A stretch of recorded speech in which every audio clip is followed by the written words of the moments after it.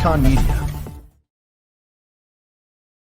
Atlanta rapper Cash Out found guilty. Let's play back the events. Just been found guilty of most charges against him. These women, man, these kids, I don't understand the infatuation, man. I don't know why y'all keep doing this, man. But guess what, man? It is my prediction that Cash Out is going to have a big example made out of him. I said that in my last video about this topic, man. Stay tuned to the end of the video, man. Make sure you catch the entire video because I'm going to tell you exactly what I think about this entire situation. And it may not be what you think I'm thinking. So make sure you stay tuned to the end. Our first statement is from Jessica McQuarrie. Hi, my name is Jessica McQuarrie. I wanted to write this impact statement to let John Gibson know what he did to me was unacceptable, and it caused me a lot of pain and hurt in my life. I was already going through a rough time when I met him. I really did trust him when I met him. He promised me that I would get my kids back, which was a big effect on my life because at the time, that's all I wanted was to have my kids in my life. Sorry. Played into the scam of his wealth and the role that he would play in these women's lives, using his one-hit wonder status to steal their person. He and his mom literally stole the souls of all the women that they victimized. Held food while they were selling these young ladies on the internet to these Johns. And they would keep every dollar too. That's how they made their money. They didn't make it by music. They simply used the music platform to lure these women in. And finally, remember and resonate with the fact that even though we restored her body, we have been unsuccessful in saving and healing the person because of the trauma that these animals delivered. Thank you very much. I know they are, because of the people I know they are, I am in consistent fear of my life and for the well-being of my family. I know what they are capable of, and I know how far they can extend. So for the rest of my life, I will fear that they will kill me. I will never forget the times that he threatened to kill me with a gun, even firing gunshots indoor wherever we were, all because he was mad that I didn't want to go out and do what he wanted me to. Degree of skill and experience witnessing victims of human trafficking not recognized my distress and rescued me, I would have been further victimized on a regular basis for God knows how long. In my vulnerable state, I simply wasn't strong enough to save myself or even found value in saving myself. These defendants not only saw this and preyed on this, they further violated, assaulted, and victimized me and attempted to profit off of this vulnerability as if my body was a wholesale product they sought to make revenue from. I need you to know how much these events not only affected me in my life, but even the lives of those I love. Now, before we get to the statements of the defendants, now convicted felons, convicted under the RICO statute, among other charges, I just want to say I clipped down a lot of these victim impact statements. They were very disturbing, to say the least. The evidence of guilt was overwhelming.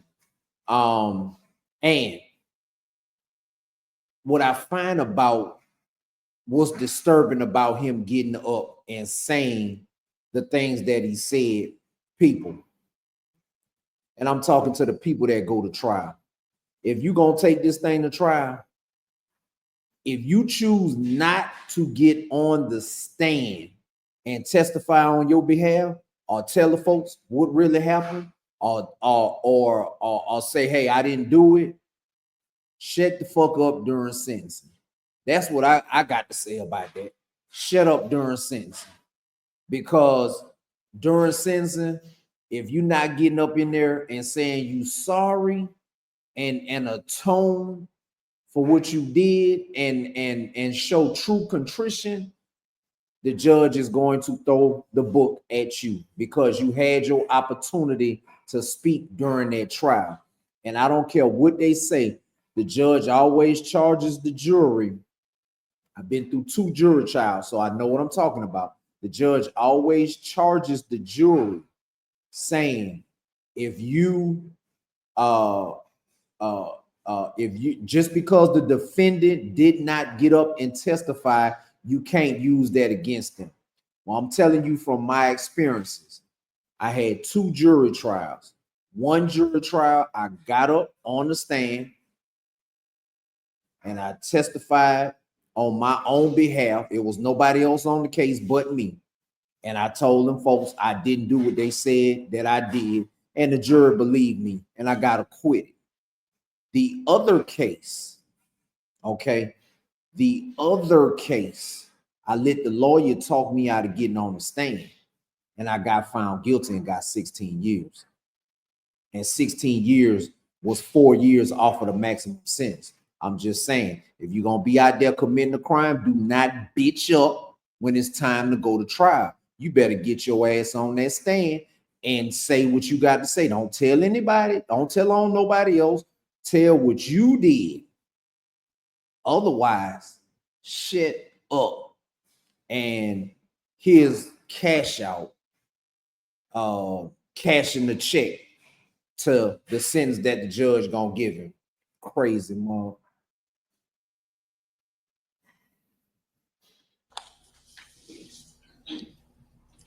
The court will fashion a sentence. Now, if a person is granted a life sentence, Your Honor, the statute says that that person has, and that's what I understand this case. He did not accept that trial. So we're at. I want to start out by thanking you for giving us a fair trial. I want to thank the jurors for the amount of time that they put in to judge this trial. This time being on this trial, I was able to see how the jurors are put in a tough position to, sit there and judge someone's life, and, it's a hard decision, and I felt like they made the wrong judgment. Okay, right there. Right there. You better listen to me when I say this. The sentence that this judge hands down, she made her decision soon as he just said what he said. That wasn't it right there. That was not it. Let's go. I've done things in my life. I'm not perfect. But the things I've been accused of, I know that I haven't done those things. Why didn't you get on the stand and testify and tell them that you didn't do it? The jury needed to hear that you did not do that. But of course, you hid behind a rock somewhere and chose not to get on the stand. Let's continue. I know it's typical for a person to come up here and, show remorse to, crimes that they have done, but I can only show remorse to the people that I know that was in this trial, which is Kiara Adams, Deanna Sanders, and Jasmine Brown. Not remorse on behalf of like I did anything to them, because if you know me and people who really know me know that I wouldn't force anybody to do anything. I met women, I dated women who were doing escort or whatever, however people want to look at it from a more standpoint. Shifting the blame back onto the victims. Big no-no. Big old no-no. But who was doing these things as a grown woman. I've only dealt with grown women. Nothing was forced. Nothing was coerced or anything of that nature. If you notice before this trial, no woman can say anything about that, about me before this trial. If you notice before this indictment, no woman can say anything about me before this indictment. I get the situations that people are put in when they're faced with a certain type of crime or a certain type of time, and they're bullied into this situation to put the blame on someone, or to put the blame on Cash Out, or to put the blame on someone who's at the top. That's why I didn't really fault them for their decision. I didn't fault Deanna Sanders for making her decision during a proffer. She just had a child. Mind you, she was just on video call with me while being incarcerated. I don't fault Kiera Adams for doing the things she did with her proffer, because my according to the street code, he just told. I'm just saying. That's why I tell y'all all the time, y'all be around here screaming this street code and don't tell and don't snitch and all that, man. You be talking about this old street code. He just broke the street code right there. I'm just saying. I don't know if anybody caught that, but I'm putting it out there. He broke the street code just now. Mind you, she was facing a certain amount of time handling her probation in different cases that she's on. I don't fault people for making accusations, because I'm a man that typically let women leave on their own behalf. Never held them in prison or held them in slavery or said, you can't leave me, or you can't do this. Every woman you've seen come on this stand showed you that they left and came back willingly on their own. What I mean by that, they left on their own and they came back willingly on their own. You literally just said the same thing over and over, bro. He up there rambling, and he ain't doing nothing but digging a hole. And I'm pretty sure that judge adding time every time he opened his mouth, but her mind was already made up to throw the book at him. During this trial, I was able to see, how valuable life is and how valuable the people that you hang around, or the people that you even date, or the people that you even know, how valuable it is to judge their character. Sometimes I let people stay around who I knew was going to affect a situation that I had going on. So I don't, and for the people who came to this trial that I never met a day in my life, never had any contact with them, never had a text message with them, never had an interaction with them, don't even know where most of these stories came from, it's baffling. Never forced a woman to commit a sexual act. I've been traveling all around the world from here to Dubai, and you would never hear a woman say that I forced them to do anything sexual or commit a rape with anybody. I don't hang around people that do things of that nature.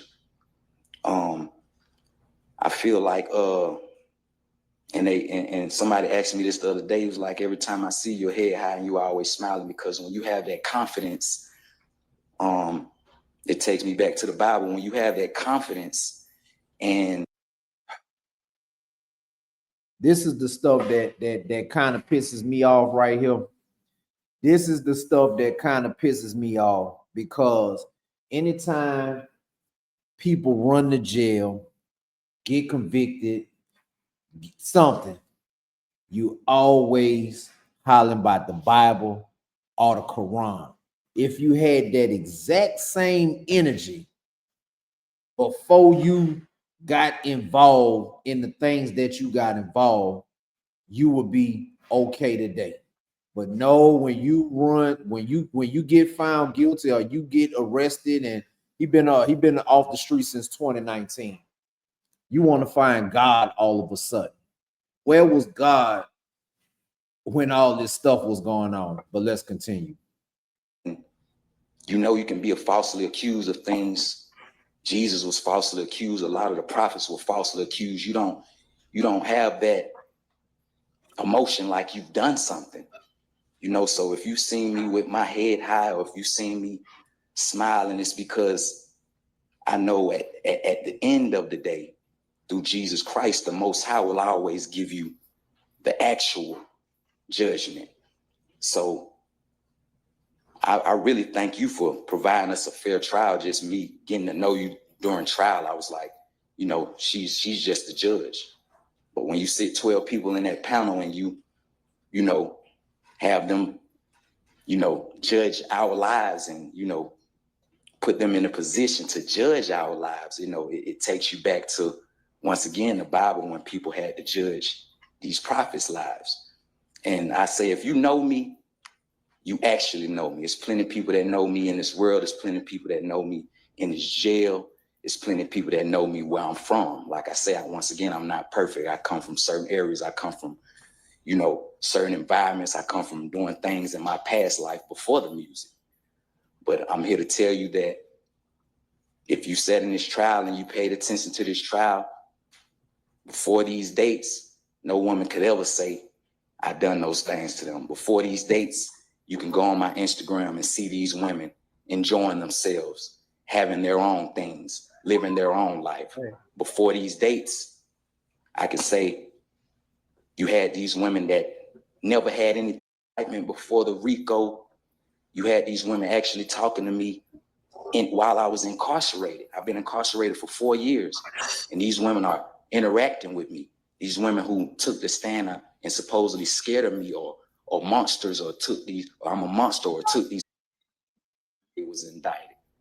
So from my perspective, I feel like some people can get bullied into a situation that they really don't really want to do.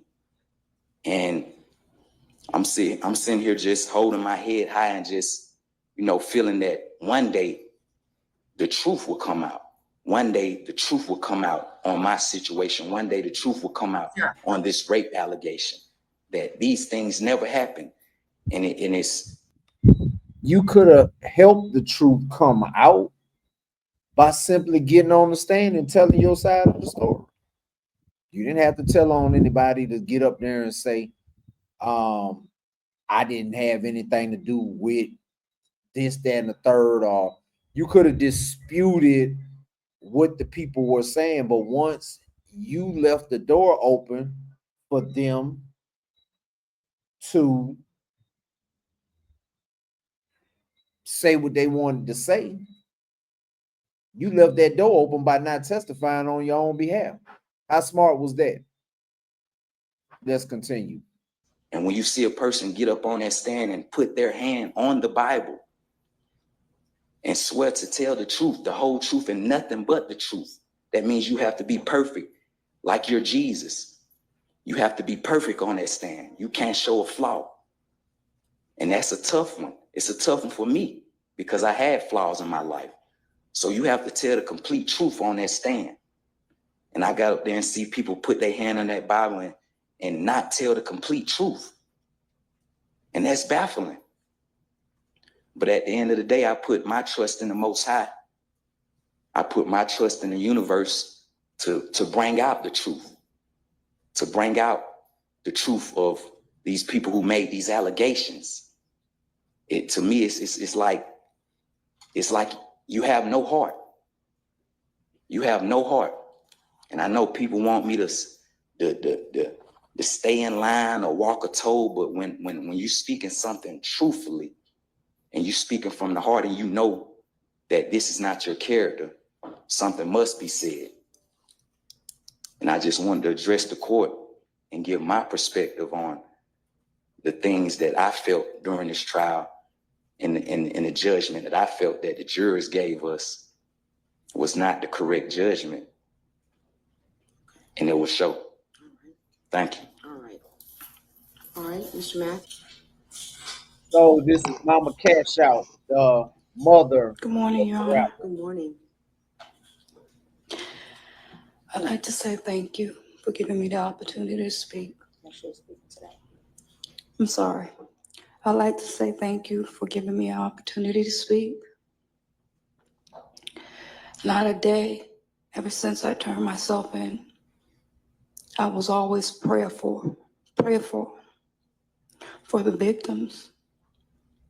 I take accountability. I pray for them continuously. I pray for the district attorney's office.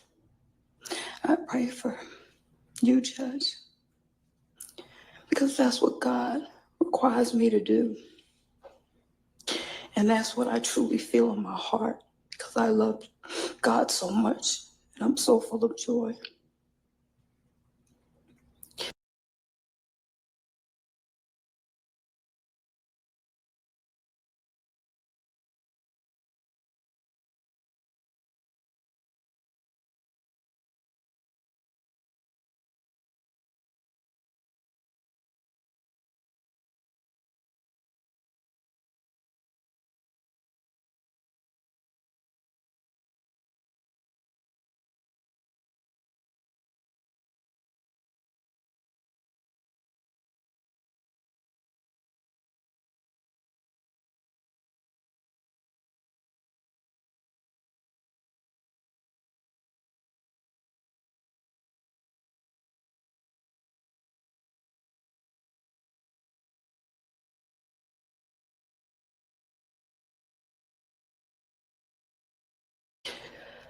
That Friday, when the verdict came in,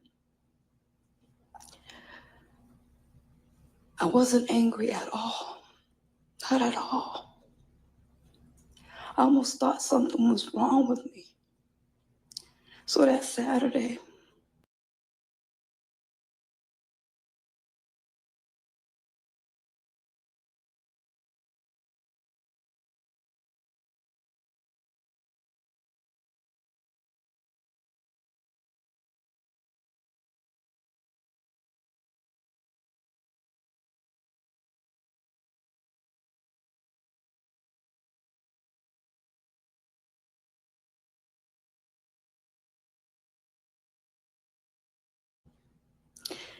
well, the night before, let me back up.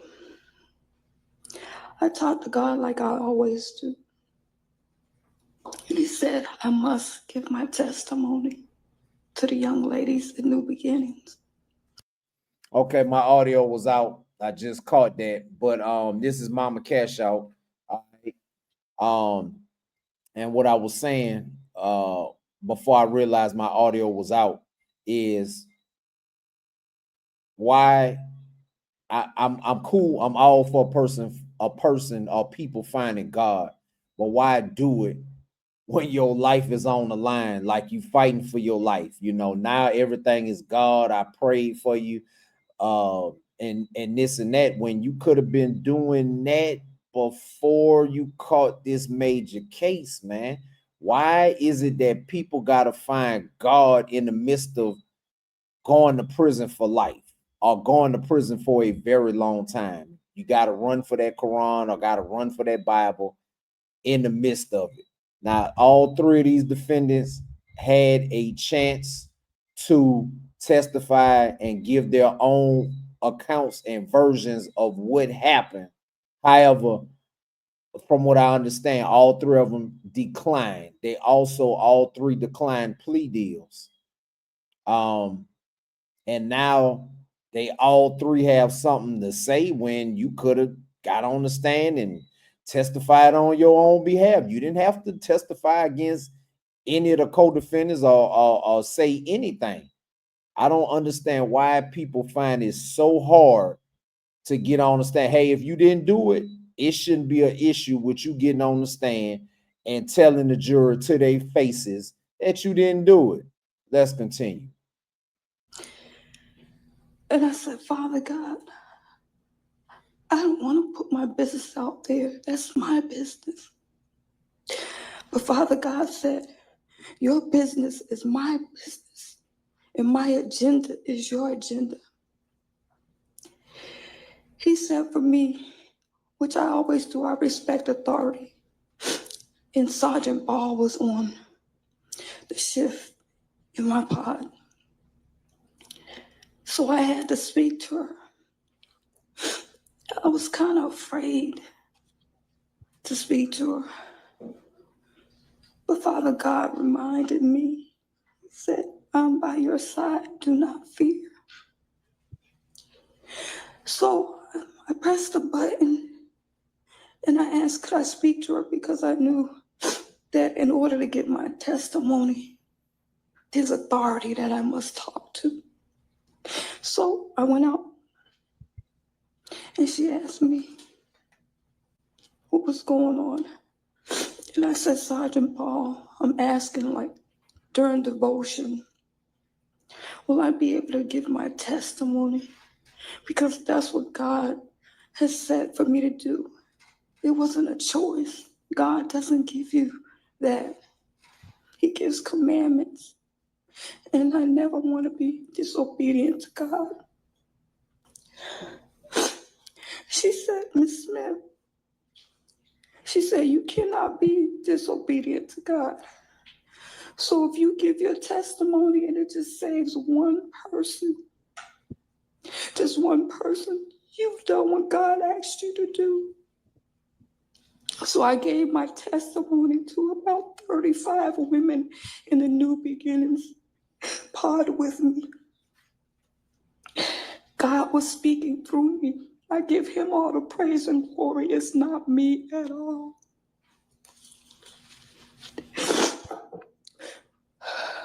My attorney, she's been great.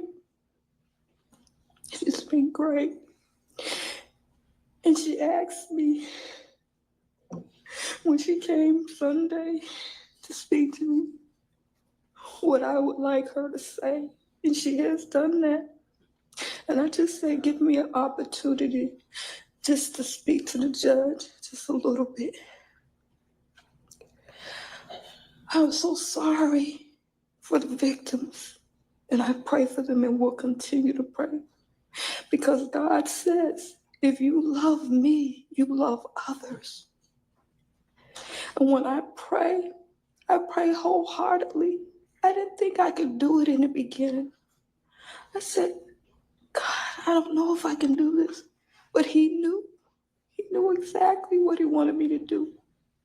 He chose me to do this. I couldn't even stop teaching the word if I wanted to. That's not even an option with me. Whatever you wish it to be, I'm okay with that. Because I will continue to spread the good news wherever I go. Because that's the path that God put me on. It's been with me for a long time. I just didn't take notice to it. I love what I do. I love spreading the good news. I love showing love to all, and I mean it wholeheartedly. I'm not angry at all. And I thank you for this opportunity. Miss Winfrey, I thank you. I thank everyone. Thank you.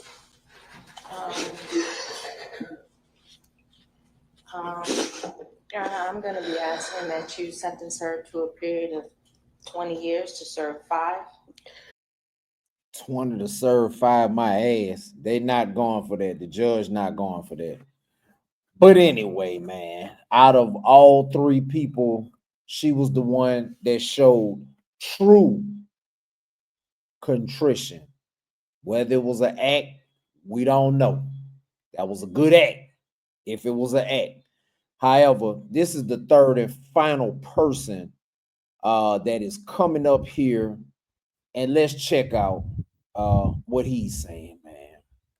Man, again, if you're not gonna get up there and basically say you're sorry for what you did, this was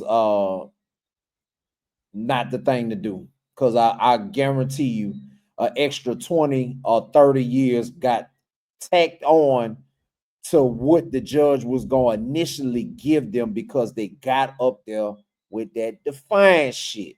But let's go. To address the court before we move forward. All right.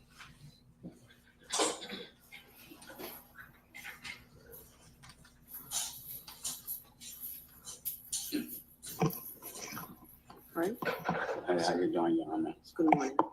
My name is Tyrone Orlando Taylor. Speak up a little louder for me, sir. My name is Tyrone Orlando Taylor. I know my life ain't been perfect. I made a lot of mistakes in life. I know my background ugly, but not violent. But see, now this is this right here where he could have, you know, so far he good, but you can hear the defiance is about to creep in. But let's continue. Violence, like being caught with guns and robbery and murders and stuff. I know that I made a lot of mistakes by making the wrong decisions. And I learned since 2019, I've been incarcerated, to make the right decision. I learned a lot of patience. And the victims who accusing me of something that they said I did, that I didn't do, and it hurt me. Since I've been locked up, my family, I've been having folks dying on me. My son growing up, my daughter. See, this is the stuff right here that I always try to tell you cats is you want to pick up the Bible, you want to pick up the Quran, you want to holler about your mama sick, you want to holler about your girl sick, the kids, something wrong with them, grandmama died, grandfather died. Y'all always want to try to bring up stuff that you was not thinking about at the time you was doing what you did. Make it make sense. Y'all don't be caring about these people. Y'all only show that y'all care about them when y'all in trouble and y'all shackled behind them walls and cannot get out. Now everybody and everything is so important to you. You see where I'm going with this? Growing up. And I've been doing the best I can to get out this situation. And for the victim, Jordan Adams, I asked that she forgive me if she felt like I did any harm to her. I don't harm no one. I help people. I always have jobs that I work. I was a chef. I put pipes in the ground. I helped do create Centennial Park, the Kroger off Ponce Leon. I was working. I was doing a lot of positive things, but I had my foot sometimes in the wrong mud. So since I've been doing time, I learned to stay positive and don't do nothing negative. Just stay positive and stay prayed up. I talk to my mama every day until that's all who I call my mama, every. Why you wasn't talking to your mama every day before 2019? This is the stuff I be talking about, man.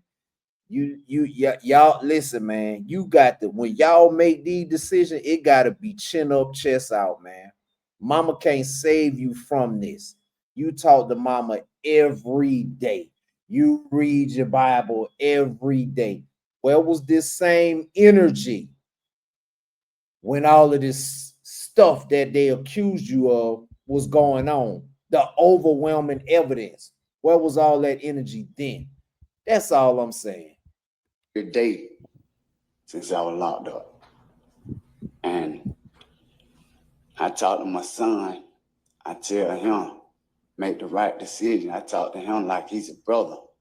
Make the right decision. And think about the consequences on the bad and the good. And I know that people judge me on my look. I got a strong face. I'm a man. I look like that. I can't help how I look. I'm not no violent person, no herder. I don't hurt nobody. And any woman who got up down the stand and said I hurted them, they can't show no proof, no picture, no report that I really physically hurted them. I got a mother, I got sisters, I got nieces, I got aunties. I love women. I ain't ever committed no crime that they're accusing me that I committed. You can look at my record. In the past, I was a user.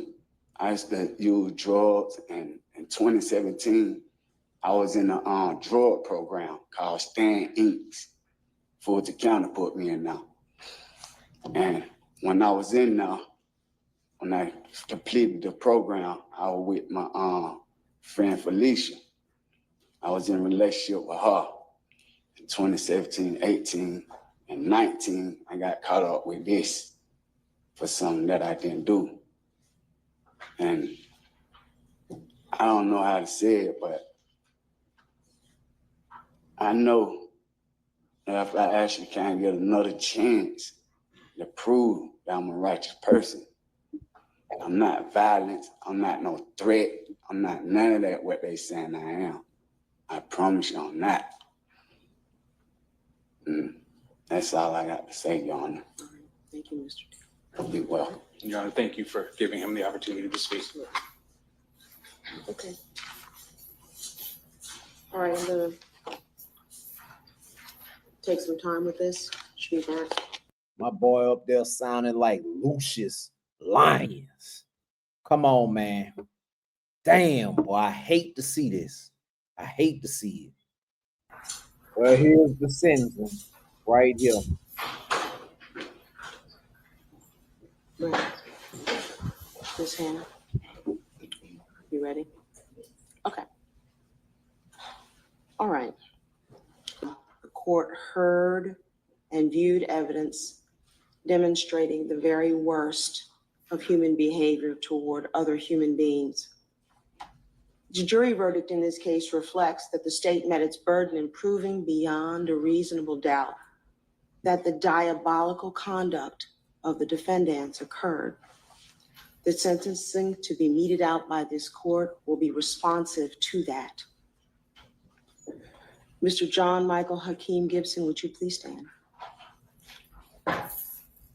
John Michael Hakeem Gibson. On count one, violation of the Georgia RICO Act, 20 years to serve in confinement to run consecutive with count 10. On count 10, rape, life in confinement. Count 12, aggravated sodomy, life in confinement to run concurrent with count 10. Count 22, trafficking a person for sexual servitude, 20 years to serve in confinement to run consecutive with count 1. Count 23, trafficking a person for sexual servitude, 20 years to serve in confinement to run consecutive with count 22. Count 24, on the lesser included offense of battery, 12 months to serve in confinement to run concurrent with count 10. Count 25, possession of a firearm during the commission of a felony, 5 years to serve in confinement to run consecutive with count 23. Count 26, pimping, 12 months to serve in confinement to run concurrent with count 10.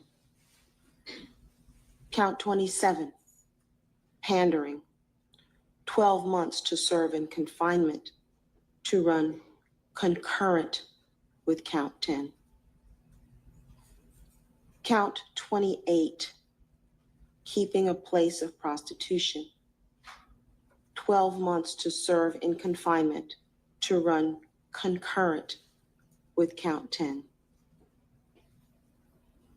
Count 29, willful obstruction of a law enforcement officer, 12 months to serve in confinement to run concurrent with count 10.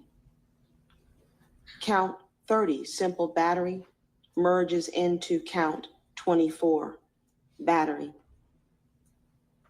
Count 45, possession of prohibited items by an inmate.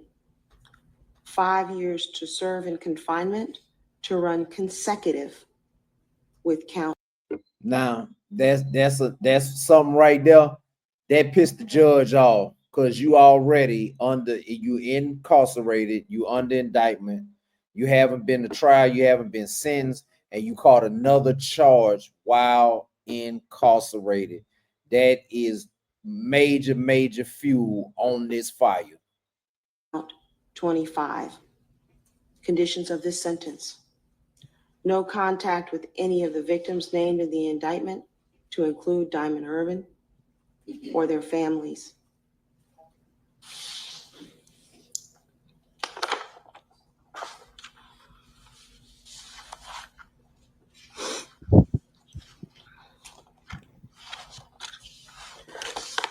You are to register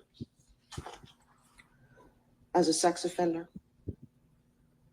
You are to stay away from 737 Alfred Road in Atlanta. You are to stay away from the Mezzo condominium. Come on, Judge. You gave him a couple of life sentences plus like 70 years running wild. You gonna tell this dude he need to stay away from these places in outside of prison? Go figure. I'm about to fast forward that, Judge, because that's like overkill. 2171. Stay away from the Fulton Industrial Facility. Stay away from Fulton Industrial. Ms. Blah, Smith. blah, blah, whatever. And counsel, please stand. All right, this is Mama Cash Out about to get sentenced. As to count 1, violation of the Georgia RICO Act, 20 years to serve in confinement. Count 37, trafficking a person for sexual servitude, 10 years to serve in confinement to run consecutive to count 1. You're to have no contact with any of the victims, including Diamond Irvin, named in this indictment, or their families. You are to register as a sex offender. You are to stay away from 737 Alfred Road, the Mezzo at 2171 Peachtree Road,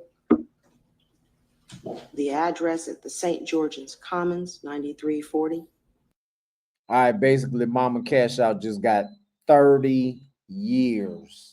And if I'm not mistaken, at least 20 of it is mandatory, but I think that other 10 is mandatory as well.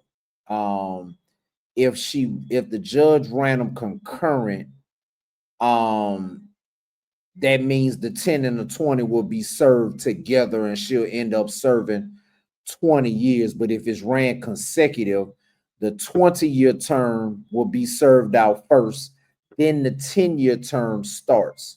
If the 10-year term is mandatory as well, she is going to pull 30 years to the door.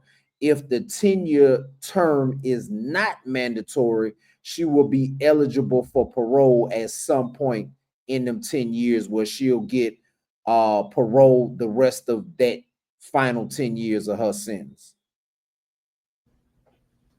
And the FIB, Fulton Industrial Boulevard. All right, stay away from all that. On count 1, violation of the Georgia RICO Act, 20 years to serve in confinement to run consecutive with count 9. Count 9, rape, life in confinement. Count 11, aggravated sodomy, life in confinement to run concurrent with count 9. Count 13, trafficking a person for sexual servitude, 20 years to serve in confinement to run consecutive with count 1. Count 15, aggravated assault with a deadly weapon. 20 years to serve in confinement to run consecutive with count 13. Count 16, false imprisonment. 10 years to serve in confinement to run consecutive with count 15. Count 17, pandering by compulsion. 10 years to serve in confinement to run concurrent with count 9. Count 18, possession of cocaine. 3 years to serve in confinement to run concurrent with count 9. Count 19, tampering with evidence. 12 months to serve in confinement to run concurrent with count 9. Count 20, willful obstruction of a law enforcement officer by use of threats or violence.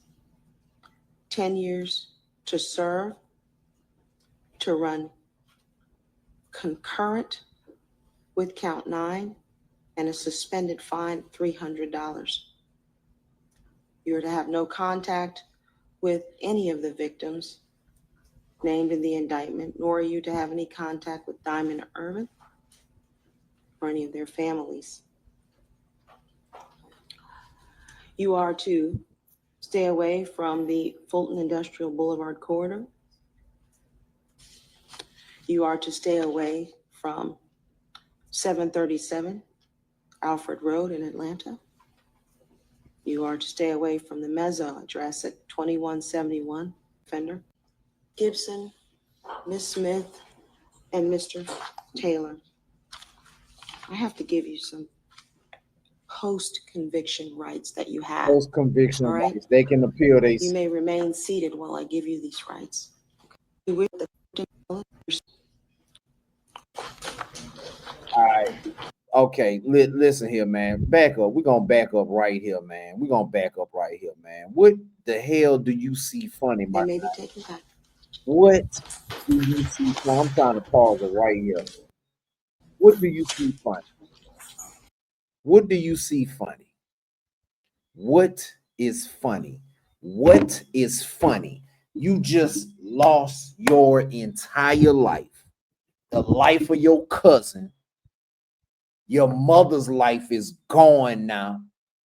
What the fuck is funny? These folks ain't playing with your ass. Now, whoever see this video, because it's a few people in the prison system that watch my videos as well as people around the world. So you could get mad all you want.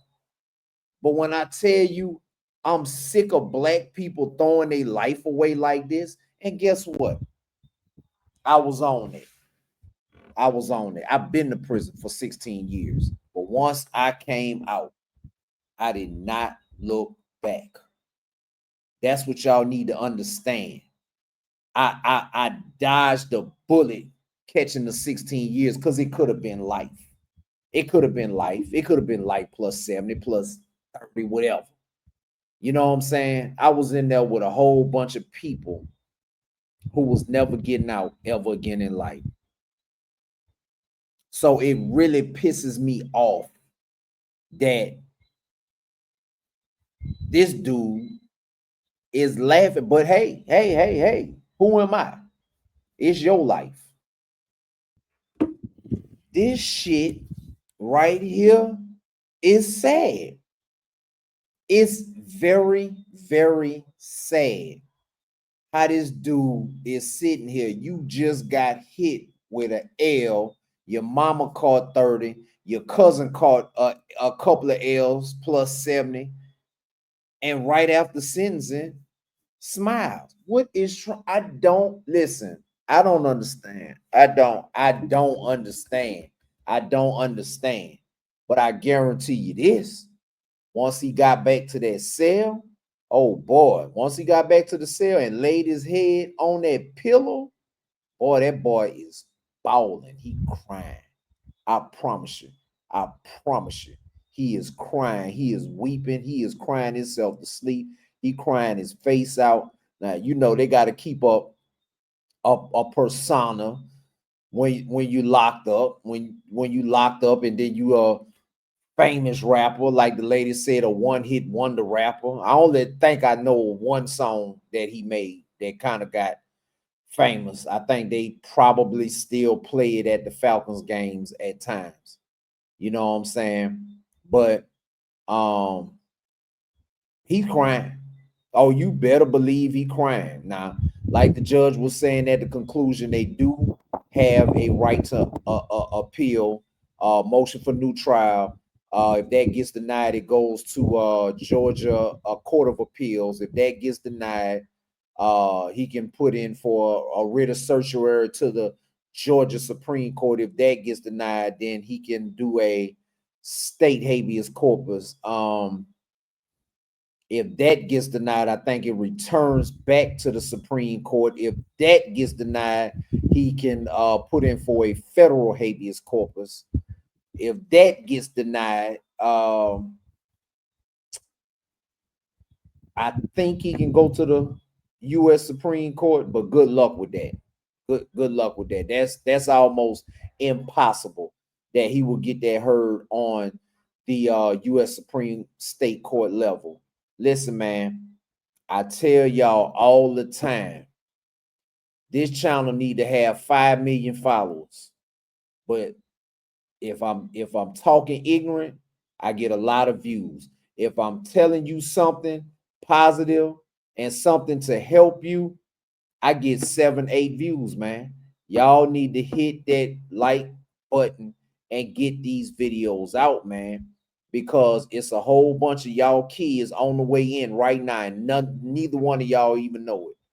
It's a whole bunch of them getting lined up and getting ready to get down to prison. Okay, you can show my videos to 15, 16-year-olds.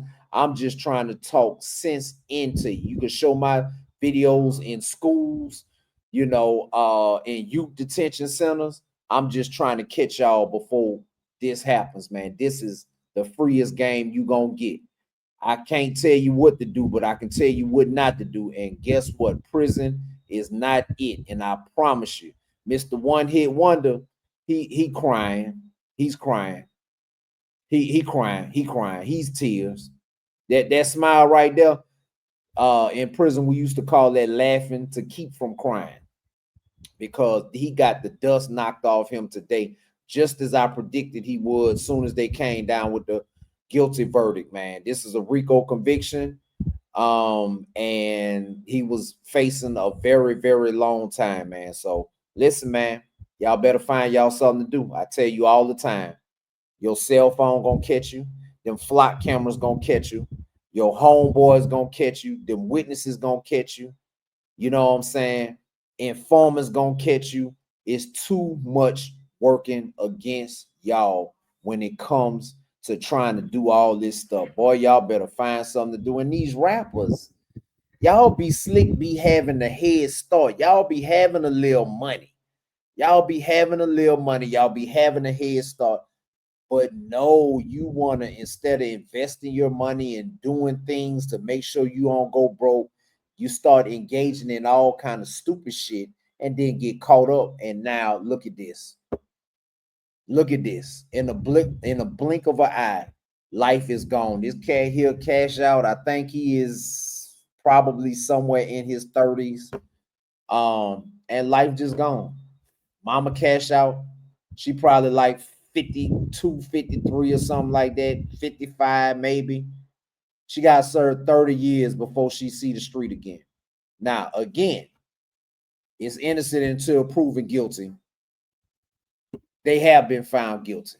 However, they still have rights to go up for appeal. But I'm telling you now that me, myself, no, because I done been through this entire process, it is very hard and highly unlikely that they will get it overturned on appeal.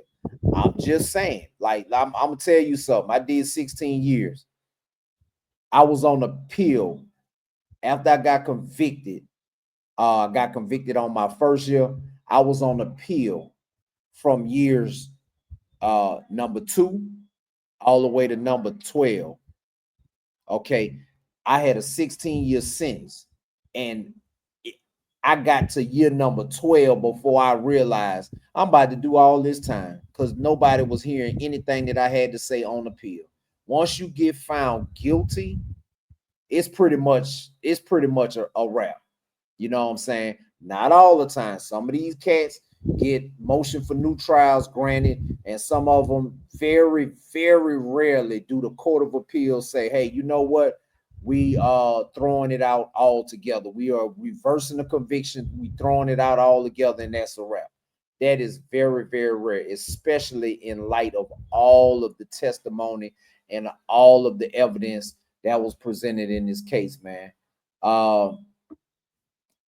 May God rest their soul, man. That's all I could really say about it, man. Hey, my duty is to try to inform you young cats that these are the consequences when you put yourself in these situations. Think about God now. Think about the Bible. Think about the Quran. Think about whatever else it is. Think about your kids, your mama, your girl, your grandmama. You need to think about all of that stuff before you break these people up, because as you can see, when they catch you, they're going to throw you away. But they can't throw you away unless you give them that fuel to be able to do so. You got to be the one to give them the rope to hang you. So, hey, again, you see the smile on this dude's face? Come on, man. You just caught 2 lives plus like 70 years and you smiling. Boy, this is not a laughing matter. On God, it's not. What's wrong with you, bro? Thank you for tuning into XconMedia. Go right ahead and subscribe to the channel. Hurry up!